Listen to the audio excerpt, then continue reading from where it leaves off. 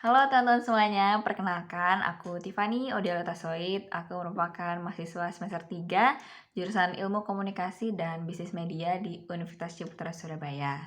Jadi aku mau sharing dikit mengenai guest lecture kemarin pada mata kuliah Media Effect, yaitu mengenai jalinan audiens media dan budaya konvergensi oleh Mas Geger Rianto mengenai jalinan audiens media itu sendiri. Dan Mas Geger ini merupakan program division dari Remo TV. Jadi sebelum kita masuk lebih jauh mengenai konvergensi media, mungkin kita bisa bahas sedikit mengenai Remo TV, yaitu remotv.or.id, yang merupakan background dari perjalanan Mas Geger itu sendiri. Nah, menurut saya sendiri, Remo TV ini sangat menarik ya, karena mungkin beberapa dari teman-teman juga udah pernah dengar atau pernah lihat sebelumnya di Instagram atau di platform yang teman-teman pernah lihat. Jadi ini merupakan platform yang menarik karena berisikan berita-berita yang up to date tapi menggunakan grafis-grafis yang menarik. Jadi mungkin ini bisa dibilang sangat menarik kalau misalnya kita bisa belajar mengenai konvergensi media dari akun Instagram Remo TV ini sendiri. Oke, selanjutnya kita akan bahas lebih dalam mengenai konvergensi media itu sendiri. Jadi konvergensi media yang setelah dijelaskan oleh Mas Geger juga merupakan integrasi media lewat digitalisasi yang dilakukan oleh industri-industri media, yaitu yang dilakukan juga oleh Remo TV, kayak gitu. Jadi Mas Geger juga cerita kalau pastinya zaman sekarang dan makin kesini konvergensi media itu terjadi semakin lama semakin cepat.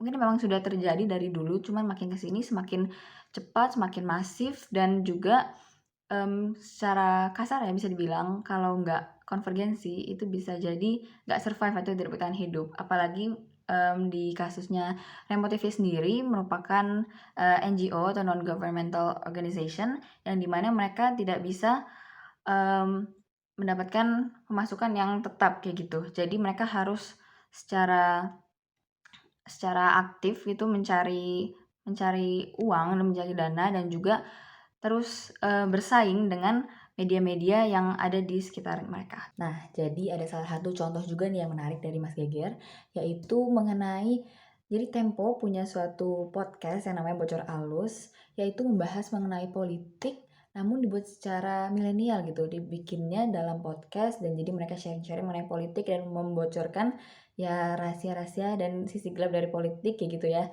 melalui podcast Bocor Alus ini. Nah, ini salah satu contoh yang Mas Geger ceritakan dan sharing ke kita, kalau misalnya ini adalah konvergensi yang memungkinkan kita, audiens, untuk bisa semakin dekat gitu dengan medianya. Jadi kita dari pihak media untuk melakukan konvergensi yang baiknya adalah dengan mengadopsi perubahan-perubahan yang ada untuk menyesuaikan apa yang disukai sama audiens kayak gitu. Jadi yang bikin media dibaca itu bukan cuma karena konten atau medianya itu sendiri, namun juga setelah kita lihat-lihat ya adalah komennya, seperti yang Mas Yeger juga ceritain ke kita.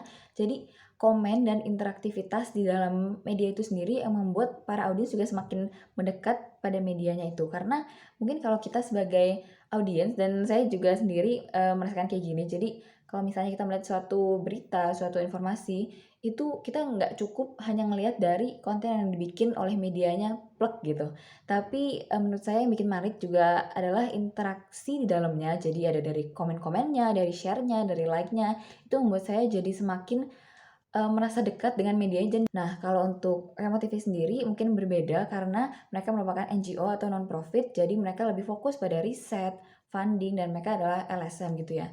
Jadi mereka lebih fokus untuk mengkritik media dan juga iklan. Nah, salah satu yang viral mungkin bisa dibilang ya dari Remo TV adalah video yang mereka buat mengenai kritik iklan susu kental manis yang merupakan bukan susu tapi dominan gula gitu ya. Jadi lewat iklan ini, lewat kritik yang mereka berikan, mereka menjelaskan kalau bagaimana media itu memberikan misinformasi gitu. Perusahaan itu memberikan misinformasi lewat iklan yang kurang benar atau kurang bisa dipercaya gitu.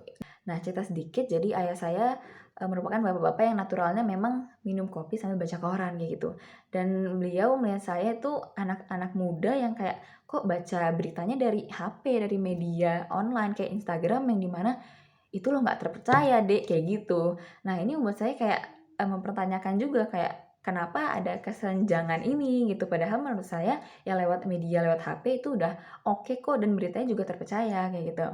Nah, sampai pada satu titik di mana sekarang akhirnya ayah saya yang tadinya gak suka banget nih sama Instagram, TikTok, di mana tempat kita biasa milenial dapat informasi gitu ya. Sampai akhirnya sekarang ayah saya menjadi bagian dari kita. Jadi akhirnya di satu titik sekarang ayah saya bekerja di kantornya yang dipercayakan menjadi bagian dari public relation dan membuat beliau harus belajar untuk mengikuti konvergensi media itu sendiri. Akhirnya beliau jadi sekarang belajar untuk menghandle Instagram, menghandle TikTok, yang dimana ini menarik banget dan cukup lucu buat saya karena akhirnya yang tadi udah dibilang Mas Geger di awal, yang dimana kalau kita nggak mau mengikuti konvergensi media ini, bisa jadi malah kita yang nggak survive ya gitu. Nah akhirnya di satu titik sekarang, ayah saya yang harus belajar untuk mengikuti perkembangan media dan konvergensi media itu sendiri. Setelah kita bahas-bahas gini, saya jadi ingat salah satu teori di media effect, yaitu teori LC4MP, di mana ada teori yang mengatakan bahwa manusia itu mempunyai kapasitasnya sendiri dan juga terbatas gitu ya. Jadi, media itu harus ada di mana-mana dan juga harus dalam berbagai bentuk, berbagai jenis. Jadi nanti setelah ada berbagai media yang punya banyak jenis itu sendiri, baru manusialah yang menyesuaikan kira-kira kapasitasnya cocoknya sama yang mana. Untuk kapasitas, manusia itu sendiri bisa nangkep informasi itu dari media yang jenisnya seperti apa, kayak gitu. Nah, oke, thank you banget buat teman-teman yang udah dengerin video ini, sharing saya tentang konvergensi media dari Mas Geger juga pastinya, dan ini menarik banget untuk saya pribadi. Semoga teman-teman bisa mendapat informasi yang berguna dan juga informasi yang menarik gitu ya, untuk kedepannya kita bisa belajar tentang media sama-sama kayak gitu. Thank you semuanya.